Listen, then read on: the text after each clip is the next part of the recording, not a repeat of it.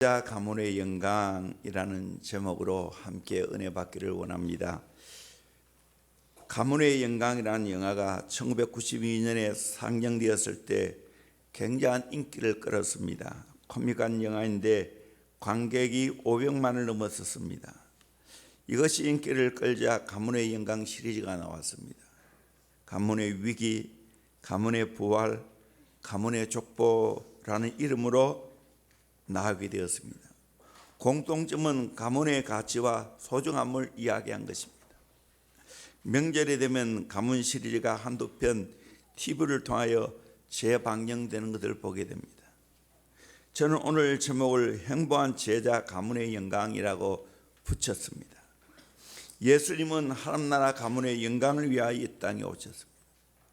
예수님이 이 땅에서 요셉과 마리아의 가문에 태어나게 하시고 육신의 가문의 영광도 나타내었습니다. 오늘 말씀을 통하여 우리도 예수님처럼 하나님 나라 가문의 영광도 드러내야 하고 이 땅에서도 예수님처럼 육신의 가문의 영광도 드러내야 합니다. 어떻게 하면 될 수 있습니까? 예수님이 이 땅에서 가정을 보는 태도와 자세를 통하여 가문의 영광의 원리를 함께 배울 수 있기를 소망합니다. 저는 그렇게 생각해요. 인생을 사는 것도 그렇고 신앙생활 하는 것도 그렇고 뭔가 세우는 것도 그렇고 가장 중요한 것은 원리입니다. 그 원리를 붙잡아야 됩니다. 우리 가문의 영광의 원리도 있습니다. 첫째는 뭐냐? 육적인 관계를 영적인 관계로 변화시켜야 됩니다. 오늘 말씀은 육적인 관점에서 보면 참 이해가 잘 안 됩니다. 예수님이 어느 장소에서 말씀을 전하고 있을 때 그의 어머니와 동생들이 찾아왔습니다. 뭔가 예수님 만나고 싶었겠죠. 그때 어느 한 사람이 그 상황을 예수님께 전하면서 당신의 어머니와 동생들이 찾아와서 당신에게 말을 하고 싶어 합니다. 그때 예수님은 그 상황을 전하는 사람에게 누가 내 어머니와 동생들이냐 하시면서 제자들을 가리키면서 이들이 나의 어머니이고 동생들이라 그렇게 말했습니다. 또 누구든지 하늘에 계신 아버지의 뜻대로 하는 자가 내 형제요 자매요 모친이라고 했습니다. 예수님이 육신의 가족을 무시한 것입니까? 아닙니다. 이렇게 예수님 말씀하시는 것은 육적인 혈연의 관계도 중요하지만 더 중요하던 그 관계가 영적인 관계로 바뀌어야 한다는 겁니다. 가족의 모든 식구가 예수를 믿고 하나님의 자녀가 되므로 영적인 관계로 바뀌어야 된다는 말씀입니다. 혈육의 관계는 결코 오래 갈 수가 없습니다. 이 땅에서만 지속이 되어집니다. 가정에서 어느 한 사람이 예수를 믿고 거듭나고 하나님과 관계를 맺게 되면 모든 관점이 달라집니다. 가치관이 달라지고 인생관이 달라집니다. 영적인 눈이 떠져서 영적인 세계를 바라보고 하나님을 알게 되고 하나님의 뜻을 알게 됩니다. 하나님을 바라보는 새로운 관점이 생겼습니다. 땅이 아니라 하늘나라를 보는 새로운 관점이 생겼습니다. 그런데 아직까지 예수 믿지 않은 가족들은 이런 영적인 눈으로 보는 것이 없기 때문에 그 삶을 이해를 못합니다. 그들은 내가 달라졌다고 나를 하여 핍박을 합니다. 예수는 또 많은 사람들에게 오해를 받았습니다. 반대자는 예수님 보고 귀신이 들렸다 말하기도 하고 친척들은 미쳤다고 말하기도 했습니다. 이런 일 때문에 모친과 동생들이 와서 실상을 알아보고 싶어 한 것 같습니다. 그의 형제들도 있죠. 마태복음 13장 55절 말씀 같이 보도록 합니다. 시작. 이는 그 목수의 아들이 아니냐? 그 어머니는 마리아, 그 형제들은 야고보, 요셉, 시몬, 유다라 하지 않느냐? 네. 야고보, 요셉, 시몬, 유다라는 예수님의 형제가 있습니다. 마리아를 통해서 난 자들이죠. 예수님이 가르쳐 주시고자 하는 교훈은 육적인 이 관계를 다 영적인 관계로 바꿔 놓아야 된다는 거예요. 그래야 영원히 지속될 수 있다는 겁니다. 하나님 나라는 혈연 공동체가 아닙니다. 주님으로 말미암아 맺어진 영적인 공동체요, 사랑의 공동체입니다. 거듭나고 성령을 받음으로 맺어지는 겁니다. 예수의 피로 맺어지는 언약의 관계입니다. 영적인 관계는 육적인 관계보다 훨씬 중요합니다. 육적인 관계는 일시적인 관계이고 시작이 있고 끝이 있는 관계입니다. 그러나 영적인 관계는 이 땅에서 일시적인 관계가 아니라 영원까지 이어지는 관계입니다. 시작은 있으나 끝이 없는 관계입니다. 그러기에 우리는 육적인 관계에서 다시 영적인 관계로 다 바꾸어 놓아야 됩니다. 가문의 영광을 회복하는 길은 육적인 관계에서 영적인 관계로 바꿔야 됩니다. 예수를 제대로 함께 믿으면 이런 믿음과 소망과 사랑의 관계가 되어집니다. 금방 찬송을 불렸기 때문에 생략하고 지나갑니다. 그런데 우리의 모든 관계가 육적인 관계에서 영적인 관계로 바뀌어야 됩니다. 하나님의 자녀가 다 되어야 한다는 거예요. 부부도 영적인 관계로 새로 바뀌어지게 되어지면 완전히 다른 관계가 되어집니다. 부모 자녀도 마찬가지입니다. 예수를 믿고 영적인 관계로 맺어질 때 진정한 관계가 이루어집니다. 새해는 육적인 관계에서 영적인 관계로 다 바뀌어지는 은혜가 있기를 주의 이름으로 축원합니다. 그때 가문의 영광이 시작됩니다. 우리의 가정이 어떠한지 한번 살펴봅시다. 새해 우리가 더 힘을 써야 되는 것은 육적인 관계에서 영적인 관계로 다 바꿔 놓을 수 있도록 힘써야 됩니다. 이를 위하여 기도해야 됩니다. 이를 위하여 먼저 깨닫는 사람이 사랑을 베풀어야 됩니다. 영적인 눈을 띄워줘야 됩니다. 이 사명을 잘 감당하시기를 주의 이름으로 축원합니다. 그럴 때 정말 영광스러운 제자 공동체가 됩니다. 행복한 가정이 이루어집니다. 두 번째로 온 가족이 주님을 따르는 제자의 삶을 살아가야 됩니다. 49절에 보면 손을 내밀어 제자들을 가르쳐 이르시되 나의 어머니와 나의 동생들을 보라. 제자들을 가르쳐서 나의 어머니와 나의 동생들을 보라 그렇게 말했습니다. 정말 여기서 예수님이 원하시는 것은 예수님을 따르는 제자가 되기를 원한다는 거예요. 그 예수님을 따르는 그 제자들이 바로 예수님의 어머니와 예수님의 동생들이라는 거예요. 우리의 관계가 다시 철저하게 예수님을 따르는 제자 공동체가 이루어져야 된다는 겁니다. 우리가 주님을 제대로 믿고 예수님을 따르면 하늘나라 가문의 영광을 드러내는 자가 됩니다. 그런데 아쉽게도 이 원리를 모르는 자가 참 많습니다. 성경에도 이런 원리에 대해서 분명히 제시하고 있습니다. 미가서 7장 6절 말씀 같이 보도록 합니다. 시작. 아들이 아버지를 멸시하며 딸이 어머니를 대적하며 며느리가 시어머니를 대적하리니 사람의 원수가 곧 자기의 집안 사람이로다. 참 원수가 집안 사람이라는 거예요. 어째서 이런 일이 일어납니까? 예수님도 이것을 또 풀어서 설명해 주고 있어요. 마태복음 10장 34절 이하의 말씀을 잘 봅시다. 시작. 내가 세상에 화평을 주러 온 줄로 생각하지 말라. 화평이 아니요 금을 주러 왔노라. 금을 주러 왔다는 거예요. 화평이 아니고. 35절입니다.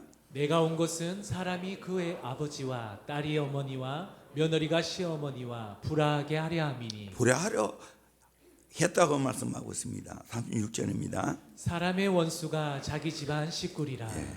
여기도 똑같이 말했죠. 37절입니다. 아버지나 어머니를 나보다 더 사랑하는 자는 내게 합당하지 아니하고 아들이나 딸을 나보다 더 사랑하는 자도 내게 합당하지 아니하며. 이 말은 예수님을 최고로 사랑해야 됩니다. 제일 우선권이 예수님 먼저 사랑해야 된다. 38절입니다. 또 자기 십자가를 지고 나를 따르지 않는 자도 내게 합당하지 아니하니라. 예. 이 말씀을 통해서 우리의 모든 관계성을 정립해 주고 있습니다. 내가 주님을 따르는 그 순간 가족의 식구들과 원수가 될 수 있다는 겁니다. 참 이 영적인 원리를 모르는 분들에게 이 말씀을 전하는 것은 참 제가 부담이 됩니다. 이 영적인 원리를 제대로 깨달으시기를 주의 이름으로 축원합니다. 예수 믿기 전에는 예를 들면 부부가 똑같이 육적으로 살아갔기 때문에 서로 맞습니다. 기어도 맞고 취미도 맞습니다. 그런데 어느 한 사람이 예수를 믿는 순간 내가 달라집니다. 세상을 보는 눈이 달라지고 하나님 나라를 보는 눈이 달라지고 또 배우자를 보는 눈이 달라집니다. 옆에 배우자는 또 자녀들은 여전히 그대로인데 내가 달라지는 겁니다. 내가 달라지니까 옆에 사람들이 내가 달라진 것을 보고 이해가 안 되는 겁니다. 교회 나가고 예수 믿더니 왜 저렇게 달라졌냐고. 이제는 나를 최고로 사랑하는 것 같지 않다고. 왜냐하면 내가 영적인 눈이 떠여져서 내가 최고로 사랑해야 할 대상은 예수님이라는 걸 알기 때문에.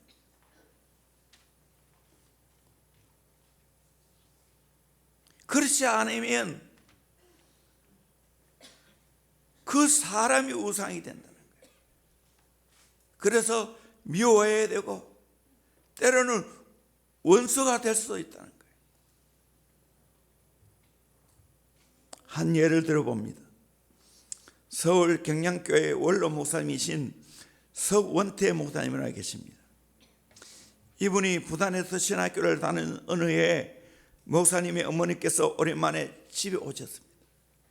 그때 어머니의 마음은 대단히 괴로움 가운데 쌓여 있었습니다. 믿지 않은 큰아들과 예수를 믿는 막내 아들 사이에 겪는 영적인 갈등 때문이었습니다. 어느 날 어머니는 전도사인 아들과 조용히 단둘이 있는 시간에 이런 고통스러운 이야기를 들려주었습니다. 형님이 동생을 향한 고통의 이야기입니다. 술에 취하여 집에 들어온 큰아들이 어머니와 단둘이 앉은 자리에서 어머님, 예수라고 하는 그놈이 참으로 있습니까? 그놈이 어디에 있습니까? 나는 이 세상에 단 하나밖에 없는 내 동생 원태를 예수 그놈에게 빼앗겼습니다. 예수 그놈이 내 동생을 위해서 해준 일이 무엇이 있습니까? 공부를 시켜주었습니까? 아니면 밥을 먹여주었습니까? 그런데도 내 동생을 예수 그놈에게 나는 빼앗기고 말았습니다. 원통해 하는 형님의 말씀과 모습을 들려주었습니다. 그 소리를 들으면서 이 석은태 목사님은 눈물을 흘렸습니다. 그리고 어머니께 말했습니다. 예수님이 나를 위해서 해주신 일이 밥을 먹여주고 옷을 입혀주고 공부를 시켜주신 정도가 아닙니다. 십자가의 대속 희생의 사랑을 나에게 해주었습니다. 예수님은 죄악으로 완전히 타락하여 전혀 소망이 없던 저를 구원해 주시고 내가 받아야 할 저주를 대신 받으시고 내가 받아야 할 행보를 대신 받으시고 내가 버림받아야 하는데 예수님이 대신 버림받아 주시고 내가 맞아야 할 채찍을 대신 맞아 주시고 내가 써야 할 가시 멸령을 대신 써주시고 내가 못 박혀야 하는데 예수님이 대신 못 박혀 주시고 내가 경험해야 할 지옥을 대신 경험해 주었습니다. 이것보다 더 큰 사랑이 어디 있습니까? 이걸 깨달으면 십자가를 질 수 있는 겁니다.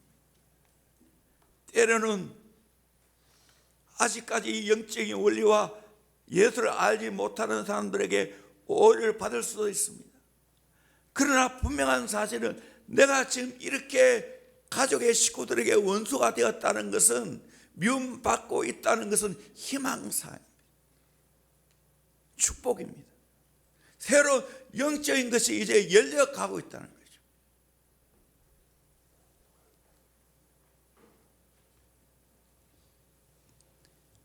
이제 그 사람이 영적인 눈이 열려지면 진짜 하나가 됩니다. 진짜 서로 사랑하게 됩니다. 예수님을 최고로 사랑하면 이제 부부가 진짜 사랑하게 됩니다. 부모 자녀가 진짜 사랑하게 됩니다. 이게 영적인 원리예요. 저도 이거 부모님을 향해서도 아내를 향해서도 다 경험한 겁니다. 교회도 마찬가지입니다. 부산의 호산나교회 원로 목사님이신 최홍전 목사님이 사랑의 교회에 있다가 부산으로 내려갔습니다.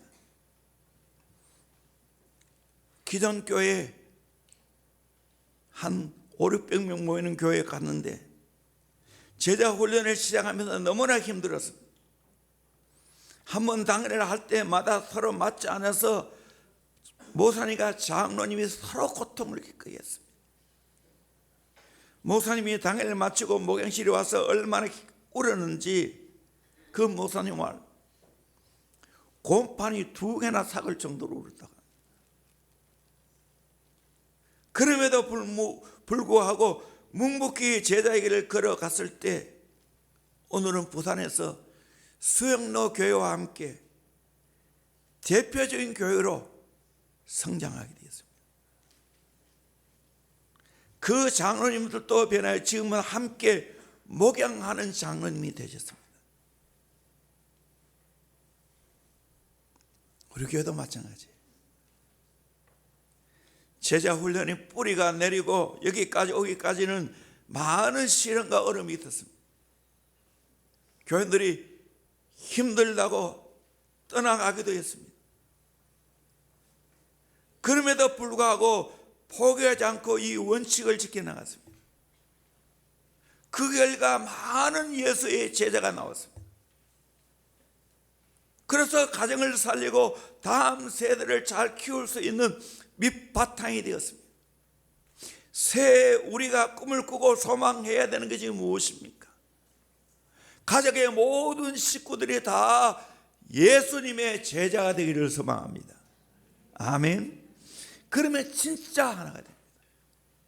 진짜 사랑의 관계가 이루어집니다. 제자로 만나야 됩니다. 이게 주님이 원하시는 겁니다. 내가 영적인 눈이 뜨여지고 내가 이제 제자의 삶을 깨닫고 내가 그렇게 살아가는데 그걸 아직 깨닫지 못하는 사람들이, 가족의 사랑하는 식구들이 나를 향하여 핍박하고 때로는 왕따 만들고, 그때 낙심하지 마세요. 그때 그걸 맞춰주면, 육적으로 맞춰주면 희망이 없습니다. 이때 내가 더 주님을 사랑하고 더 그 영혼을 사랑하면서 묵묵히 제자의 삶을 살아가야 돼요. 그럴 때 가정이 희망이 있는 거예요. 새 역사가 이루어집니다. 내가 포기하면 안 된다는 거예요. 나중에 더 엄청난 값을 지불해야 돼요. 이 영적인 깨달음이 있기를 주의 이름으로 축원합니다. 아멘. 세 번째로 하나님의 뜻대로 행해. 우리 50절 마태복음 12장 50절 같이 보면 시작. 누구든지 하늘에 계신 내 아버지의 뜻대로 행하는 자가 내 형제요 자매요 어머니이니라 하시더라. 내 아버지의 뜻대로 하는 자가 내 형제요 자매요 어머니라 했습니다. 그러기에 우리 가족이 잘 되고 정말 영광스러운 가문이 되려면 모두가 하나님의 뜻에 포커스를 맞춰야 돼요. 이런 가족의 관계가 이루어져야 됩니다. 예수님은 일평생 하나님의 뜻에 포커스를 맞추고 사셨습니다. 하나님의 뜻을 이루기 위해 이 땅에 오셨습니다. 마지막 가장 힘든 십자가를 지는 일도 하나님의 뜻인 줄 알고 목숨 걸고 희생했습니다. 겟세마네 동산에서 피땀 흘리며 기도하시면서 내 뜻대로 마옵시고 아버지의 뜻대로 되기를 원합니다 하고 기도했습니다. 결국 하나님의 뜻을 완전히 100% 성취하셨습니다. 우리들도 예수님의 제자이기에 하나님의 뜻이 내 인생의 포커스가 맞춰져야 됩니다.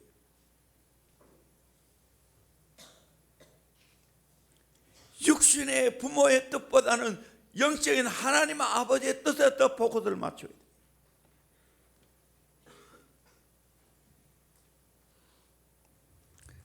저도 4대째 예수 믿어왔지만 이따금씩 부모, 형제들도 저의 삶을 이해를 못할 때가 있었습니다. 그러나 묵묵히 하나님의 뜻에 포커스를 맞추어 살아왔습니다.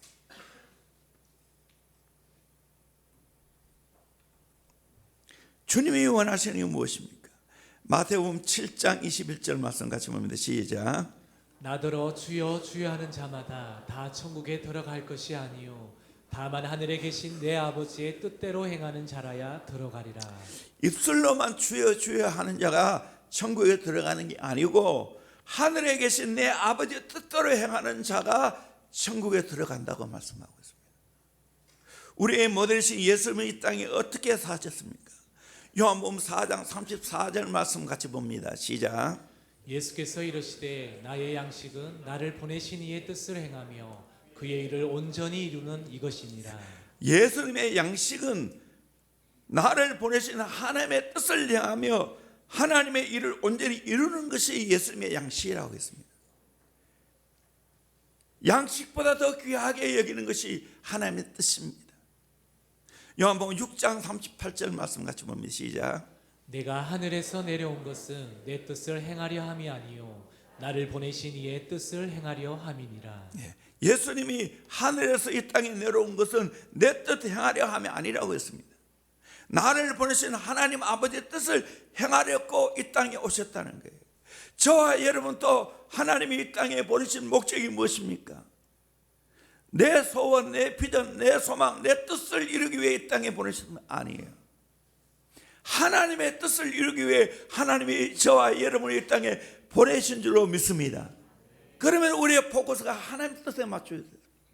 새해 우리의 모든 가정의 포커스가 하나님의 뜻에 맞추기를 주의 이름으로 축원합니다. 그 비록 아무리 힘들고 어려워도 하나님의 뜻에 맞춰 살아야 돼요. 내 뜻 말고요 하나님의 뜻을 이루기를 원합니다 하고 살아야 된다. 다윗의 삶이 어땠습니까? 우리 사도행전 13장 21절 22절 말씀 봅니다. 시작. 그 후에 그들이 왕을 구하거늘 하나님이 베냐민 지파 사람 기스의 아들 사울을 40년간 주셨다가 패하시고 다윗을 왕으로 세우시고 증언하여 이르시되 내가 이새의 아들 다윗을 만나니 내 마음에 맞는 사람이라 내 뜻을 다 이루리라 하시더니 결과가 어떻게 돼서 23절입니다. 하나님이 약속하신 대로 이 사람의 후손에서 이스라엘을 위하여 구주를 세우셨으니 곧 예수라. 아멘. 저와 여러분 또 다윗처럼 하나님 마음에 맞는 사람이 되기를 주의 이름으로 축원합니다. 그래서 하나님의 뜻을 다 이룰 수 있기를 소망합니다. 그래서 이 다윗의 가문에 예수 그리스도가 나오셨어요. 다윗의 가문처럼 우리는 영광스러운 가문이 되어야 되지 않겠습니까? 이 우리의 소원이 되어야 되지 않겠습니까? 그러려면 여러분 우리의 인생 하나님의 뜻에 포커스를 맞추어 살기를 주의 이름으로 축원합니다. 사도행전 13장 26절에도 보니까 다윗은 당시에 하나님의 뜻을 따라 섬기다가 잠들었다고 했어요. 얼마나 귀한 증언입니까? 하나님의 뜻을 따라 섬기다가 잠들었습니다. 하나님 나라 갔습니다. 우리는 이런 삶을 살아가야 돼요.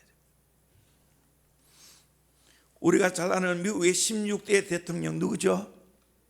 에브라함 링컨이죠. 이분이 기도를 정말 많이 했고 기도의 비밀을 알았던 사람입니다. 남북 전쟁이 시작되어서 많은 병사가 죽을 때마다 동족이 죽는 쓰라린 아픔 때문에 하나님 앞에 눈물로 기도했습니다. 북군이 여러 가지 여건으로 보아서 다 유리한데 남군의 유명한 용장 로버트 리 장군 때문에 늘 북군이 졌습니다. 그는 하나님 앞에 눈물로 하루에 2-3시간씩 기도했습니다. 어느 날 북군의 교회 지도자들이 모여서 링컨 대통령을 위로합니다. 북군의 교회 대표가 링컨에게 다가와 이렇게 말했습니다. 각하, 우리는 하나님이 우리 북군 편이 되어서 북군이 승리하게 해달라고 온 교회가 날마다 눈물로 하나님께 간절히 기도합니다. 그때 링컨 대통령이 말합니다. 그렇게 기도하지 마세요. 모든 사람들이 깜짝 놀랐어요. 그러면 어떻게 기도해야 됩니까? 대통령이 유명한 다음에 말을 남겼습니다. 하나님이 우리 편이 되어달라고 기도하지 말고 우리가 항상 하나님 편에 서 있게 해달라고 기도하라는 거예요. 하나님이 우리 편 되는 게 중요한 게 아니고 내가 하나님 편에 서는 게 중요한 거예요. 내 뜻을 이루는 것이 중요한 게 내 소원을 성취하는 게 중요한 것이 아니고 내 인생을 통해서 하나님의 소원, 하나님의 뜻이 이루어지기를 소망하시기를 주의 이름으로 축원합니다. 새해 저와 여러분의 삶 속에, 저와 여러분의 가정 속에, 우리 대형교회 속에 하나님의 뜻이 이루어지기를 위해서 기도하고 헌신하기를 주의 이름으로 축원합니다. 하나님께 맞추어 살기를 주의 이름으로 축원합니다. 그러면 저절로 가문의 영광이 됩니다.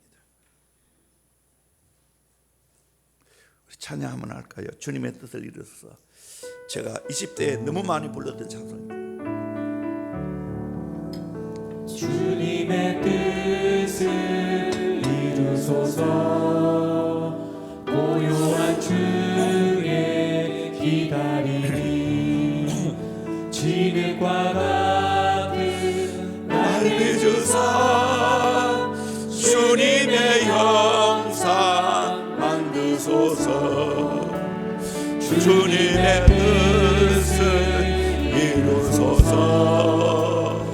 주님 발 앞에 엎드리니 나의 만속을 살피시사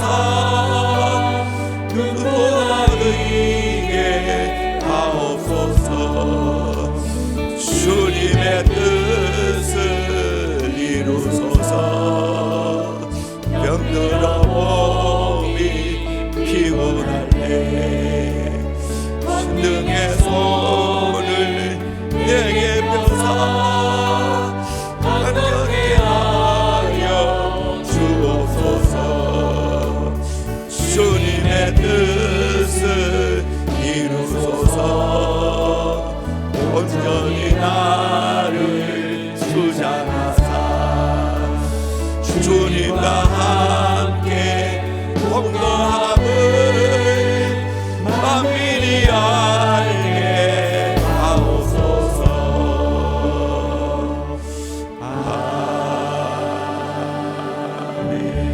아멘. 저는 이 4절이 너무 좋습니다. 주님의 뜻을 이루소서. 온전히 나를 주장하사 주님과 함께 동거함을 만민이 알게 하옵소서. 여러분, 내가 주의 뜻을 이루기 원하고 주님이 나를 온전히 주장했어. 주님과 나와 함께 동감을 만민이 압니까? 여러분, 제가 대형교회 목사인데 저 인생 가운데 하나님이 동행함을 여러분 알고 있습니까? 이 다 알아야 돼요. 여러분의 삶 속에도 하나님이 동행함을 만밀히 알아야 돼요. 대형교회 하나님 뜻을 이루고 있고 하나님이 이 대형교회를 주장하고 있고 하나님이 이 대형교회와 함께 동행함을 여러분이 아십니까? 아멘 안 하십니까? 그러면 이거 안 내려주고 있어요. 다시 부를게요. 대형교회 하나님이 주장하고 있고 하나님의 뜻을 지금 이루어가고 있고 하나님이 우리 교회와 함께 동행함을 여러분이 아십니까? 정말로요? 저는 정말 꿈꿨어요. 세월이 흘러보니까 정말 하나님이 이렇게 해주셨어요. 우리 교회도 이렇게 해주셨어요. 주님 날아갈 때까지 저는 이런 삶을 살길 원하고 대원교회도 이렇게 하나님 앞에 살아갔으면 좋겠어요. 시간에 좀 여유가 있어서 찬송 하나 더 합시다. 내 주의 뜻대로.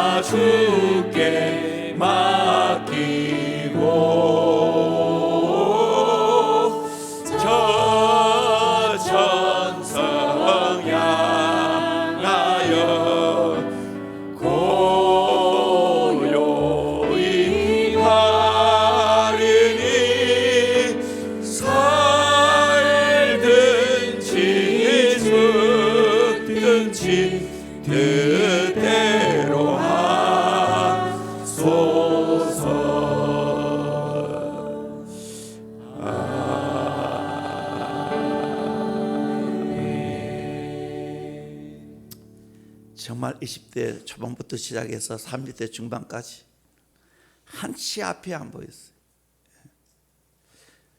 이 찬송을 부르면 내가 이 찬송을 많이 불렀던 장소가 생각이 납니다.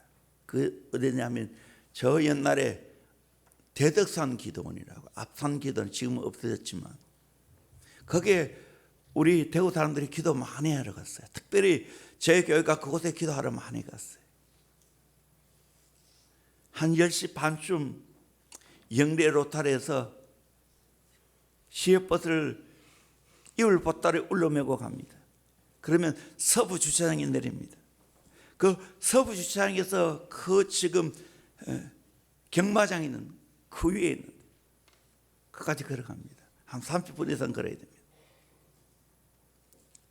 그러면 뭐 11시 반 됩니다. 통행금지가 있었기 때문에. 그러면 그곳에서 입을 둘러매고 가서 입을 덮어쓰고 기도합니다. 통행금지가 해제가 되면 내려왔어요. 이걸 자주 그렇게 했어요. 하나님밖에 없었기 때문에. 그때 많이 불렀던 이 찬송이에요. 정말 울부짖으면서 불렀어요. 그래서 이 찬송 부르면 내가 곡과 이런 것은 내가 확실히 잘 맞춰 못 부르지만 그러나 가장 영감 있게 부를 수는 있어요. 왜? 내 안에서 정말 기도 가운데 불렀던 찬송이기 때문에. 우리의 생에 하나님의 뜻을 이루는 게 얼마나 중요하겠어요. 잠시 머물다 가는데 호라티우스 보나라는 유명한 청교도가 있습니다. 그분이 이런 시를 그렇게 기록했습니다. 참 여러분 잘 이 시를 음미해 보세요. 주여 나의 길이 아니라 주의 길이옵니다. 거친 길이라 할지라도 주의 손길로 나를 이끌어 주시고 주께서 나의 길을 정하시옵소서. 돌아가는 길이라 하더라도 주께서 정하신 그 길만이 최선입니다. 주님의 안식으로 이끌어 주시옵소서. 내가 나의 제비를 뽑을 수 없나이다. 할 수 있어도 하지 않겠나이다. 나의 하나님, 나를 위해 당신이 정하시옵소서. 내가 그 길로 행하리이다. 내가 가야 할 나의 길이 슬픔의 길이라도 해로운 길이라도 주님께 최선일 때 주여 나의 잔을 높이 들어주소서. 나의 친구를 택해 해 주옵소서. 나의 건강도 주장하소서. 나의 재물이 주의 것입니다. 크고 작은 모든 일이 나의 내가 선택할 것이 아닙니다. 주께서 나의 인도, 나의 힘, 나의 지혜, 나의 모든 것이니이다. 전적으로 주님께 맡기는 기도, 주의 뜻을 소망하는 기도입니다. 내 주장 아니고 주님이 나를 주장하시고 내 뜻이 아닌 주님의 뜻을 이루길 원하는 갈망하는 청교도의 시입니다. 새해도 이와 같은 마음으로 가정을 세워가기를 주의 이름으로 축원합니다. 네 번째로 하나님의 말씀을 듣고 행해야 됩니다.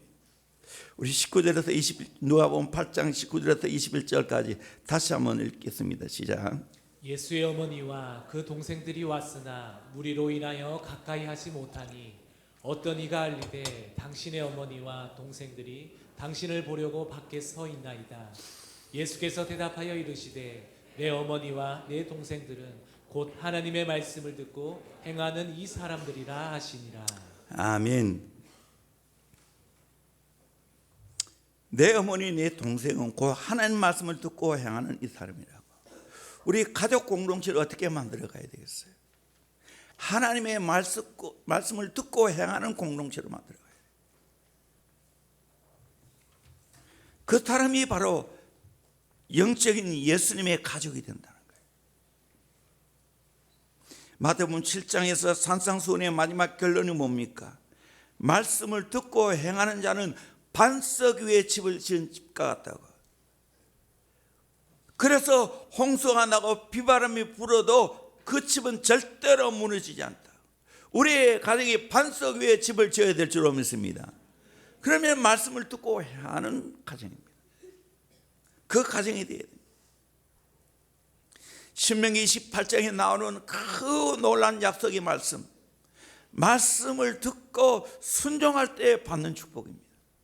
새해도 여러분 하나님의 말씀을 듣고 순종함으로 이 놀라운 복을 받기를 주의 이름으로 축원합니다. 에브라임 링컨은 철저하게 말씀대로 산 사람입니다. 링컨이 그토록 훌륭한 대통령이 될 수 있었던 것은 말씀에 대한 순종 때문입니다.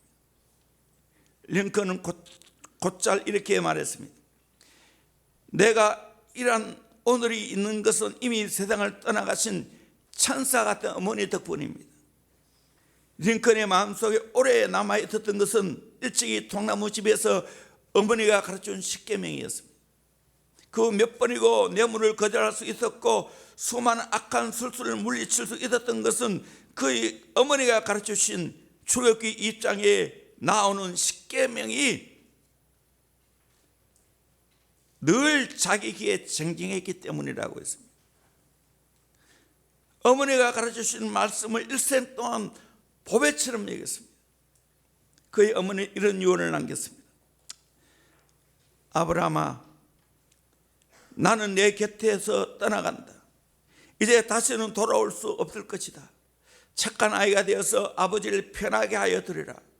내가 언제나 내게 가르친 대로 아버지의 하나님을 선하고 하나님 아버지의 명령을 지키도록 해라. 그는 말씀대로 살았어. 너를 해방시키는 데 앞장섰고, 북군이 승리를 했지만 난군에게 보복을 가하지 않았습니다. 적폐청산하지 않았습니다. 자기를 비난하는 정적이라 할지라도 자리에 적합한 사람이면 그를 그 자리에 앉혔습니다. 오늘 저와 여러분들이 가문의 영광을 회복해야 됩니다. 제자, 행복한 제자 가문이 되어야 됩니다. 그 영광을 드러내야 됩니다.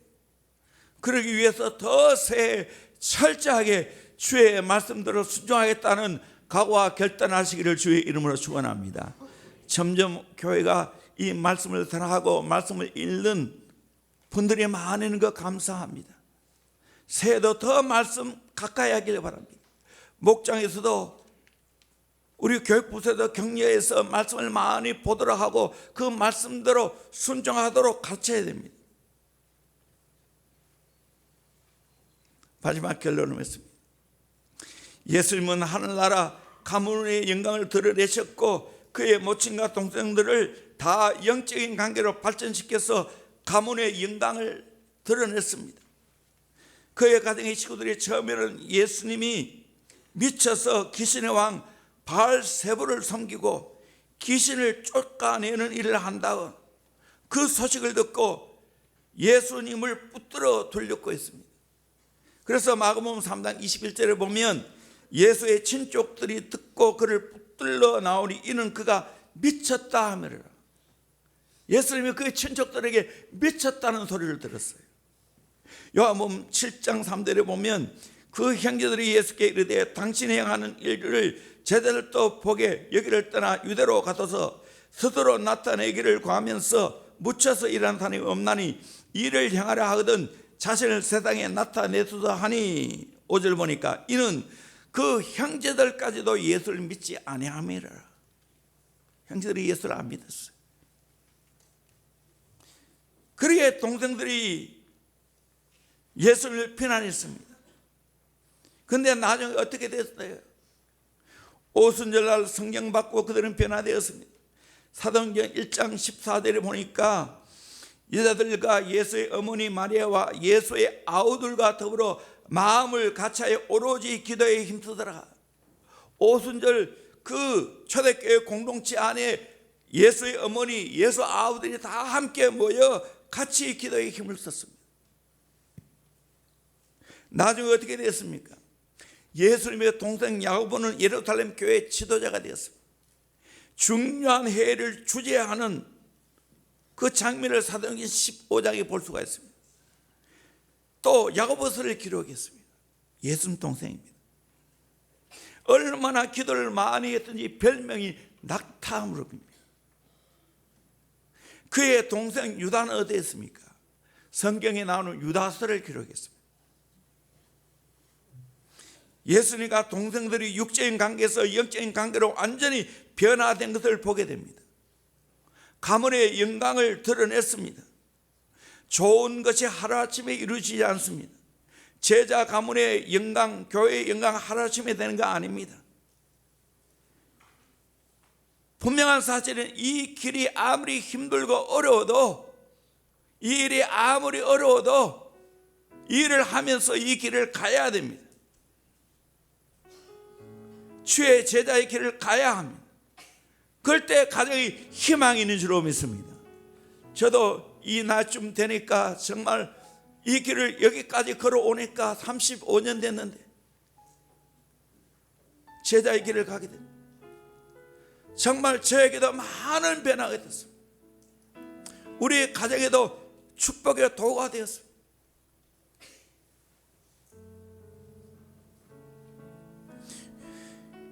교회도 하나님의 은혜로 이렇게 잘 기초를 닦고 다음 세대를 키우고 미래를 내다보고 지금 준비하고 있습니다. 저는 믿습니다. 먼저 우리의 가정이 행복한 예수 제자의 가정이 되기를 주의 이름으로 축원합니다. 그래서 가문의 영광을 드러내시기를 주의 이름으로 축원합니다. 오늘 새 1번으로 행복한 예수 제자의 가정에 대한 이야기를 했습니다. 다음 주 또 다르게 말씀을 전할 겁니다. 아무쪼록 이 말씀을 우리의 마음에 새기고 행복한 제자, 행복한 제자 가문의 영광을 드러내는 저와 여러분 되기를 주의 이름으로 축원합니다. 찬양합시다. 하늘에 펼쳐진 약속.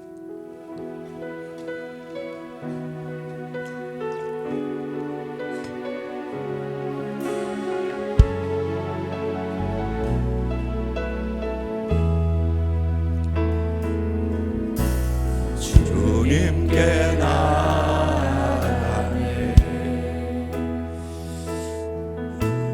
진실한 마음으로